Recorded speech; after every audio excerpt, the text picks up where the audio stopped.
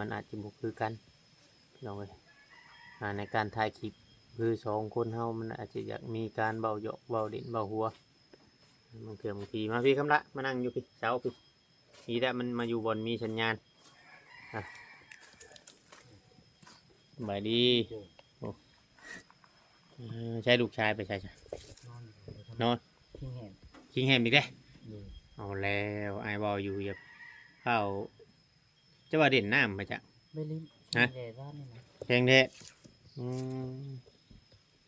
เป็นงองแงกเดือยได้เด็กหน่อยมันคำวัดมันยังได้เข่าเลยนานเช้าคือยังเนี่ยเห็นบ่ลูกเขาเบาดิอีก2 เดือนเพื่อสิเช้าพยายามยาเลยยานี่พยายามหอยกินพยายามกลุ่มให้กินปะยาบ่ได้เด็ดขาด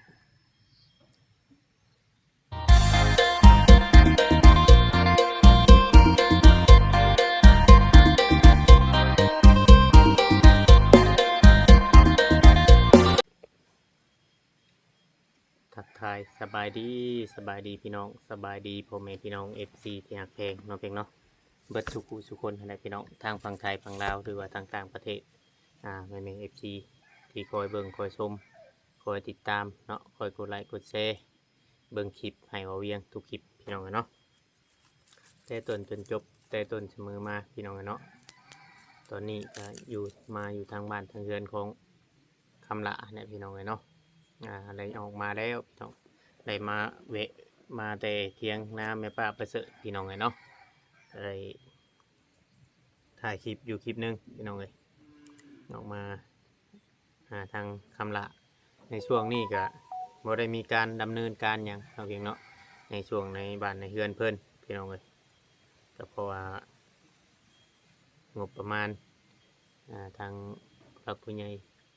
มันยังบุกเพียงพอที่ว่าจะดำเนินการเฮ็ดเนาะเพียงเนาะมีแต่ว่าถ่ายอัปเดตไปเรื่อยๆให้พี่น้อง FC ให้ผู้รักผู้ใหญ่รับชมเนาะเพียงเนาะในคลิปของคำละตอนนี้ก็ก็เอาดินเขาแล้วเมื่อวานนี้เนาะเพียงเนาะทางเฮือนของเพิ่นก็เอาดินเขาแล้วเรียบร้อยเลยยังเดือโครงหลังคาบ้านพี่น้องเนาะยังเดือขึ้นโครงหลังคามันก็ต้องใส่งบประมาณหลายถ้าผู้ใหญ่หลายคนหรือว่าสนใจอยาก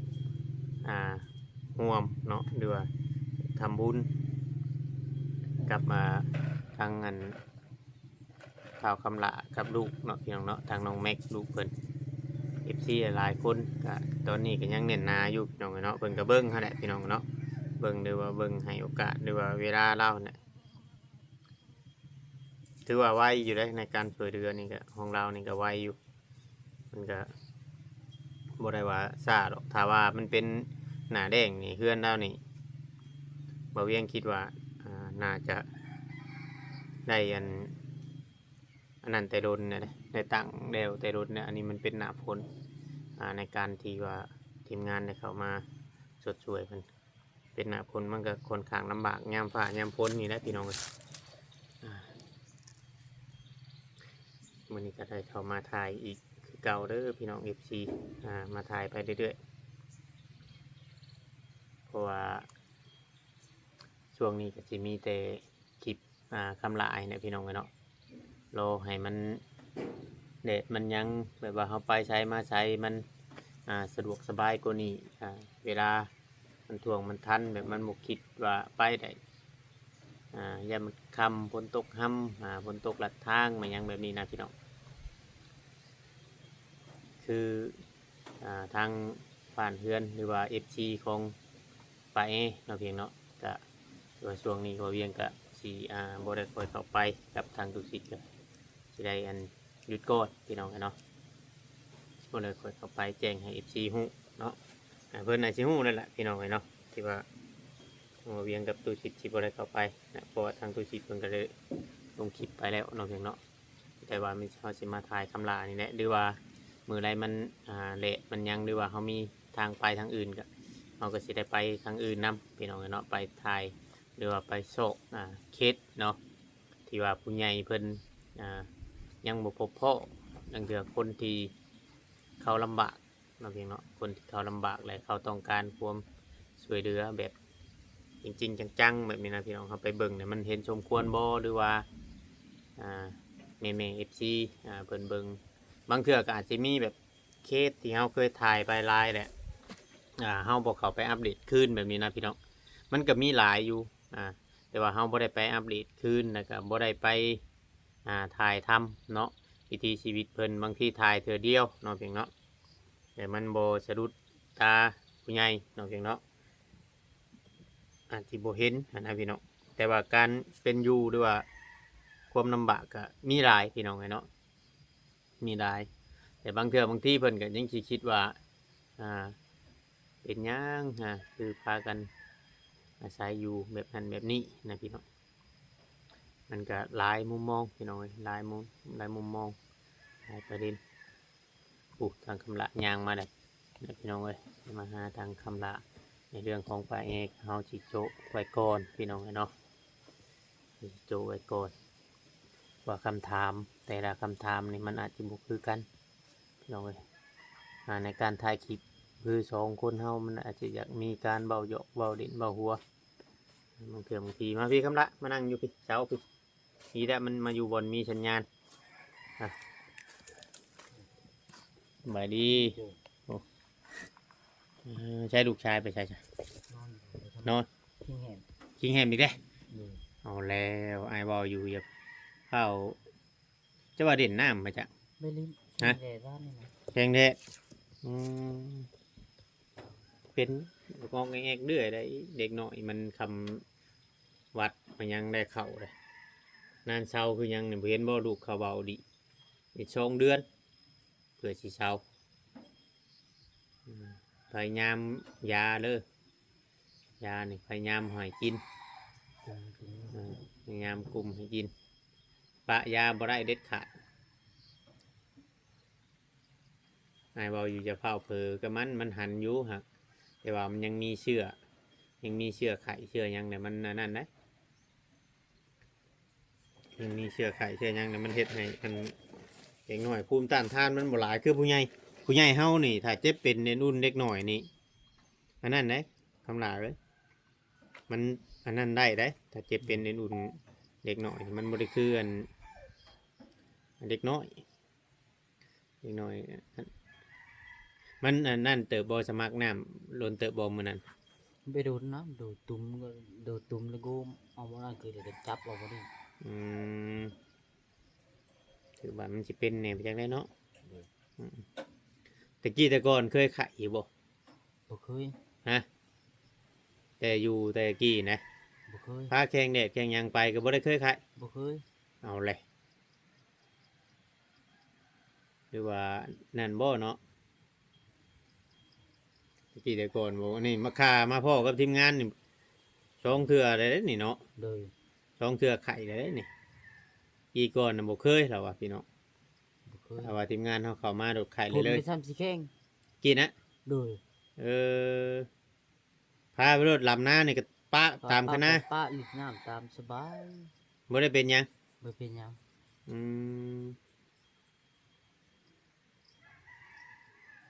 หรือว่านั่นบ่เนาะขาดภูมิต้านทานว่าขาดภูมิต้านทานบัดตะกี้บัดแห้งอันนั้นหรือว่าตะกี้บ่ได้กินขนมหลายแบบนี้บ่จักเจ้าว่าแม่นอยู่ฮะผมบ่ร้ายขนมบ่ได้กินหลายคือเดี๋ยวนี้กี้น่ะบ่ได้กินหลายซ้ำนี้บัดเดี๋ยวนี้น่ะได้กินขนมเรื่อยแน่อาจสิมีชวนเนาะไข่เรื่อยพี่น้องเอ้ยตะกี้ซ้ำสิไปตะกี้อะซ้ำสิแข่งตกกับแข่งไปรถลำให้ลำหน้ารับจ้างคนอยู่ชายกับแม่นอุ้มไปเลยกับโบเป็นยังบ่เป็นหยังมันเป็นอะไรแสบบาดแล้วให้กินนะบ่ยามื้อนี้นะให้กินแล้วเดี๋ยวนอนแล้วมื้อนี้ไข่แต่คืนนี้บ่จริงเห็นแต่คืน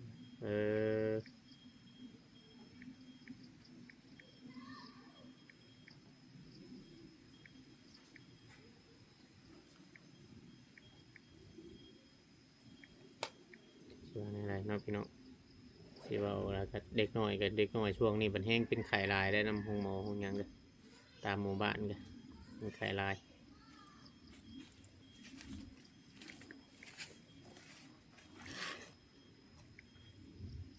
มันเละบอกคำละ เด็ ไปนั่งอยู่พุ่นมันบ่มีสัญญาณ นั่งอยู่ผู้ บ่มีสัญญาณนี่แหละ เจ้าบัดลงคลิปนำบ่ แม่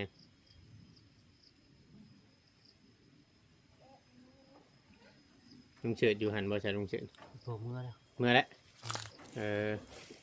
สบายดีกันละ ลูกชายเราเป็นไข่เป็นดูสิ แม็กเป็นไข้ กินแห้ง กินแฮม แฮมแล้ว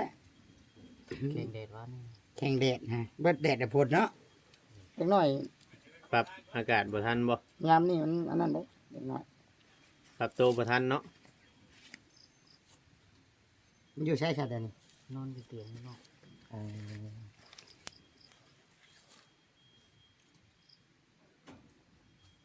ปรับตัวน้ำบ่ทันน้ำอากาศนี่แหละพี่น้องบุญนะพี่ น้องแม็กเป็นไข้ เด้อ แข่งแดดตั้งแต่มือตกน้ำพุ่นบ่ ชักยามาเช้าแล้วได้เช้าอีกมื้อหนึงสองมื้อพอดีม เช้าเลยนะเมื่อวานนี่คือ เบิด ว่า ฤทธิ์ยามันเนาะ แต่ว่าแบบว่ากินยาบ่ต่อเนื่องเลยเฮาแข่งแดด อืม กินยาบ่ต่อเนื่องเลยเฮาแข่งแดดแดดมันเลยเฮ็ดให้ไข่กลับคืนขึ้นมามันยังบ่ขาดว่าง่ายๆใช่เนาะ แม่น ไข่บ่ขาด กับอีกอย่างซักแล้วแต่เพิ่นก็ต้องมียาให้กินน้ำเด้ยาเจ้าเฮาต้องกินยาห้วยไปน้ำบัดนี้นะคันเรากินยากนะซื้อแฉลงไหมคำละแฉลงแล้วเฮาดูดเอาเฮาบ่ใส่บ่วงนะใส่บ่วงนะกินบ่ได้ ฉีดเอาเนาะ ฉีดใส่แฉลงแบบลูกอ้ายป้อนลูกนี่ฉีดใส่แฉลงแหละเฮามันกัดแขวไว้เฮากับบีบปากมันอ้าบีบหูดังมันอ้าปุ๊บเลยเอาสโลมแฉลงยัดปากแล้วก็ฉีดลงรถ แสงอยู่น้ำพ่อเพิ่นน่ะ ป้อนยานะป้อนเด็กน้อยนะต้องเอาแฉลงป้อน ให้ถือวิธีเนาะ เด้อมันบ่กินดอกฮะคันผู้เดียวนะฮะเอาบ่วงนะ เพ่ บ่แพ้มัน เช้านี้ยังบ่แพ้ หานตีอีกจังไดเออ เช้านี้ยังยันเกือบตกกระเตียง หานมันผัดบ่เช้าได้บาดนี้ไข่มันบ่เช้าจักเทื่อบาด อยู่ที่บ้านคำลาด เดี๋ยวนี้นอนเดี๋ยวนี้ติ นอนดินอยู่ ข้าวกินอยู่บ่ข้าว กินข้าว 3 โมงนี่แหละ2-3 โมงนี่แหละ2 โมง สร้างว่าแทบบาดนี้บุตรเจ้าน้อยบัดแดดเจ้าน้อยผัดฝนตก บ่ายโมง ประจักษ์แข่งฝนแข่งแดดเนาะ เด้อ เอาหัดศึกษาสุขภาพมาแล้วเฮ้ยป้อนข้าวลูกไปเอาสแลงเด้อมาป้อนเด้อ เด้อ อ่า จักโมง ไปเด้โทรมาหาเราเรื่องก่อน โอเคโอเค เด้ดูว่าโอเคว่ะตักว่า เออเฮาย่างออกมาได้นั่นน่ะ ขึ้นออกแล้ว เรื่องที่สิได้กินชิดาดมาเล่นคนเบิ่งไปขึ้นไปใช่ขึ้นเฮือนละบ่อนี่นะเถียงหน้าละบ่อนี่พอเราจังบ่ให้แล้วเราแนมอยู่ใกล้ๆนี้ซะ มาแต่ไทยนะ ฮะ ลามา น่ากลับมาป้าโซ กินของง่ายนะพ่อ โดยกินเนี่ยขึ้นกินเพิ่งจะมาพุ่นแหละ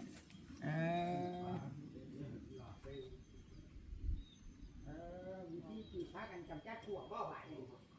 ของแล้วมันมีคนอยู่เฮ้ยอ้ายเลย บ่น้ำเพชรกำลาคือบ่ เยอะได้บ่เพิ่นเดียวตุจิตก็ไปเลยเนาะ ไปกับไปพ่อไอ้กำลาอยู่คนเดียววันนี้ เอาเลยตู้ชิด ฮะ เจ้าเห็ดหยัง บ่ ไปกับไปกับพ่อไอ้กำลาอยู่คนเดี เจ้า ยว ของเฮือนเรามาแต่ไทย อ๋อ แม่เราเข้าไปเบิ่งพวกเบิ่งหยังอยู่ในเฮือนแล้วข่อยว่าโอ้เฮือนเรานี่เฉพาะเราก็จังบ่ให้แล้วก็เฮือนเราใกล้ๆนี่หน้าเราบ่นี่ แม่น อันเด้แต่พี่น้องเราก็เบิ่งอยู่คันเอาเฮ็ดแนวบ่ดีสิเฮือนเราเขาก็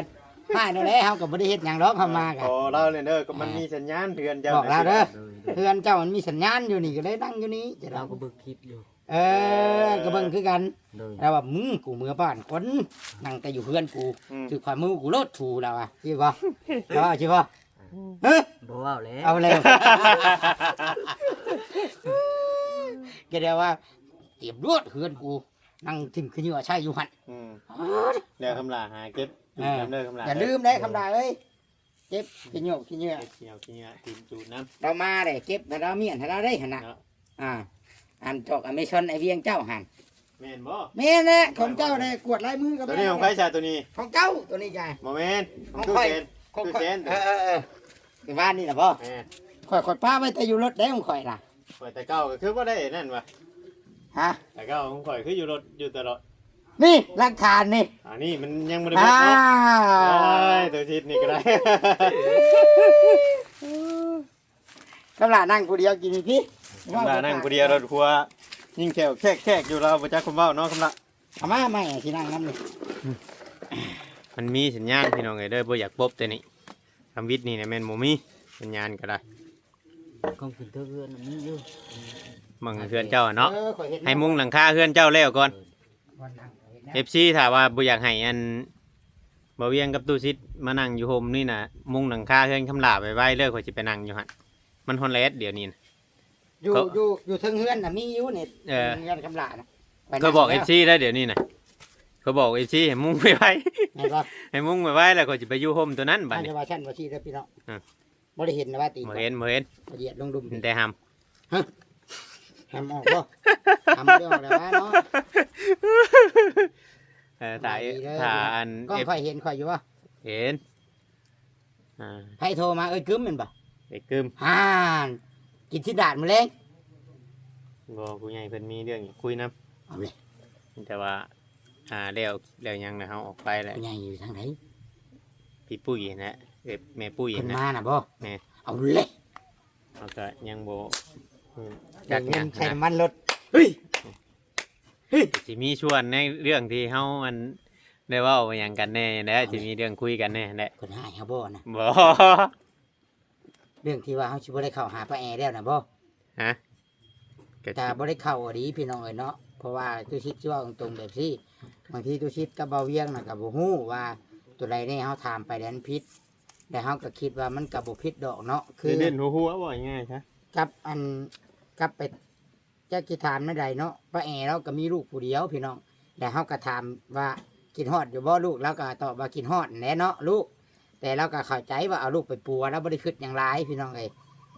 บางทีก็นั่นแหละเฮาบัดท่านเข้าไปจะกิถามเรื่องหยังกับเราก็เฒ่าเลย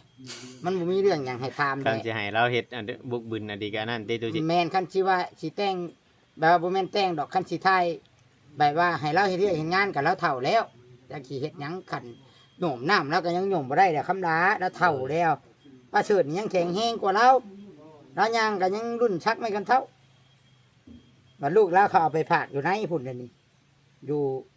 ชูนบำบัดพวก นะพอแล้วตุชิดบ่เว้าก็อย่าผ่านไป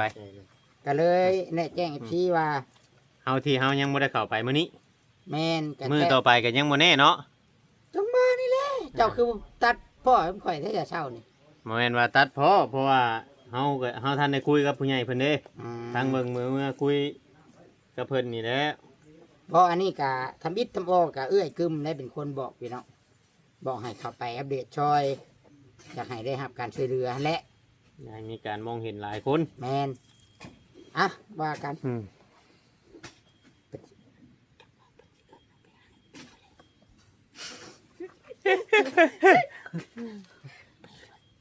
เจ้าลมกันเด้อข่อยไปเบิ่งเพิ่นเฮ็ด พอแล้วเจ้าอย่าดีป้าคอยตี บ่ข่อยได้ยินเสียงจวกๆอยู่นี่ เออ ข่อยสิไปเบิ่งวิ ไป ธี เบิ่ง เพิ่ ไป น ช่วยเพิ่นได้ฉากคำลาไป วิธีฆ่าพวก ไปช่วยเราได้ฉากนั่งอยู่เพื่อนเรากับแม่นสิมานั่งหัวอยู่นี่ วิธีขาพวกที่ขาพวกทั้งง่าย กระต่าย ทั้งง่ายเพิ่นนี่บ่อนมาขุดมื้อนั้นน่ะเฮาว่าไผมาขุด ยังอยู่เพื่อนเราอยู่ยังสิรอเรื่องกระต่ายอยู่ เก้าขาไปเสื่อม อ๋อมันเป็นหังเลยบ่นี่ ทางเลยมาสิเป็นโต ก่อนเจ้าสิอันเทพื้นนี่ข่อยว่าเอาเกลือเอาหยังมาใส่ละลาย มันเค็มให้มันกัดมันปวกมันหนีแล้วหรอกคำว่า อ๋อมันกัดเป็นโพรงอยู่ในเลยดุมเลย มันบอกง่ายๆคือเป็นโพนเนาะ มันเป็นโพนของมันได้นี่ อืม นี่ พูด นี่ เก้าเลยอยู่นี่ ฮะ พูด มันเป็นพูน ไม่ได้ โอ้ พูดอะไรห้ามไหน ก็มาเขาเล่นนะ ตัวเขาเล่นเล็กกับตัวพ่อตัวพ่อเลยอยู่ส่วนนั้น ตอนเฮ็ดเฮายังบ่ได้เอารถมาปรั๊บดินปรั๊บคุดหยังหา อืม บ่เอารถมาไถออกมันออกก่อนวะ โอ้โห วันนี้เลยสิคุณเอาโตออกบ่บัด บอยเบิ่งนี่แหละสิขาว่าสิเอาอันนั้นมาลงก่อน เอานี่ลานบ่เออ มันขึ้นเมื่อไหร่ตึ้งขึ้นกินเมื่อไหร่ อืม มันขึ้นกินไม้บ่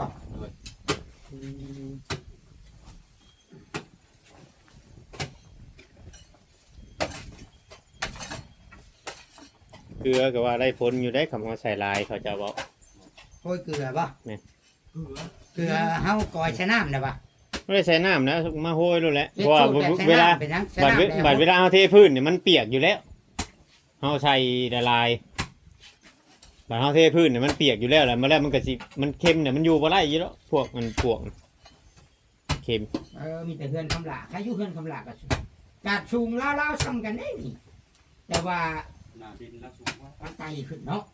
มันไต บ่มันมีโตไหมมันมีอันโพน มันมีปวกอยู่แล้ว มี โคนปวกมันอยู่แล้วนะ ไม่ข้อ เออ ตะกี้อยู่นี้ใหญ่พี่หัน อื แล้วก็ ม น้องพี่หันใหญ่มาพี่บ้านนี่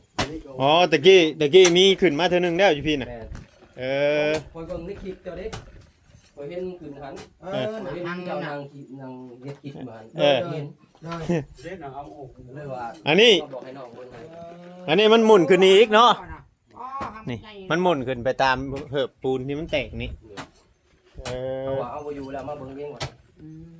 มีแต่ มาเลยลางานมาเลยอยู่บ่ได้ แม่เสียได้อยู่บ้าน เออ เอิ้นมา ได้แวะมา บ้านเนี้ย เอ โอ้ อแม่ก็เลย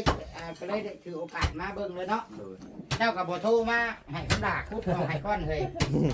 บอกน้องแล้วเบิ่งถ้าว่าเอาบ่อยู่แล้วเอามาเบิ่ง มันอยาก ได้ ขึ้น ก็ นะ ได้น้ำกินก็ได้ ไม่กินเลยข้างไม่กินหรอก หัก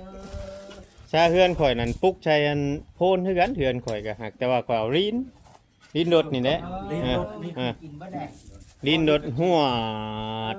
มันจะเป็นทาง เละบ่ได้ขึ้นเฮือนข่อย โอ้